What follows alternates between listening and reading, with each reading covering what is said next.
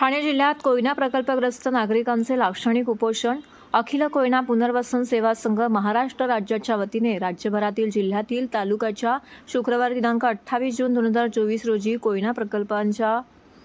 कोयना प्रकल्पग्रस्तांच्या समस्यांसंदर्भामध्ये लक्षवेधी आंदोलन करण्यात आलं. महाराष्ट्रातील राज्यातील सातारा जिल्ह्यात कोयना धरण झाले, पण 64 वर्ष उलटून गेली तरी कोयना प्रकल्पग्रस्त नागरिकांच्या समस्या अद्यापही सुटल्या नाहीत. त्यामुळे ठाणे भिवंडी तहसीलदार कार्यालय, शहापूर तहसीलदार कार्यालय या ठिकाणी लक्षवेधी आंदोलन करण्यात आलं. अखिल कोयना पुनर्वसन सेवा संघ महाराष्ट्र राज्याचे अध्यक्ष विठ्ठल मोरे यांच्या मार्गदर्शनाखाली ठाणे तहसीलदार कार्यालय येथे सल्लागार किसन जाधव यांच्या मार्गदर्शनाखाली हे लक्षवेधी आंदोलन करण्यात आलं. भिवंडी तहसीलदार कार्यालयासमोर सल्लागार बळीराम शिंदे, उपाध्यक्ष अमोल कदम, तालुका प्रमुख आनंद निकम यांच्या मार्गदर्शनाखाली हे आंदोलन केलं गेलं.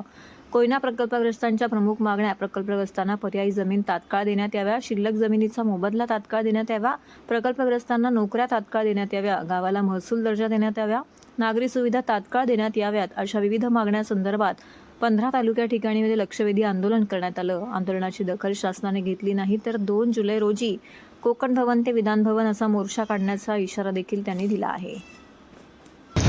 माझं नाव किसन जाधव, पिंपरी.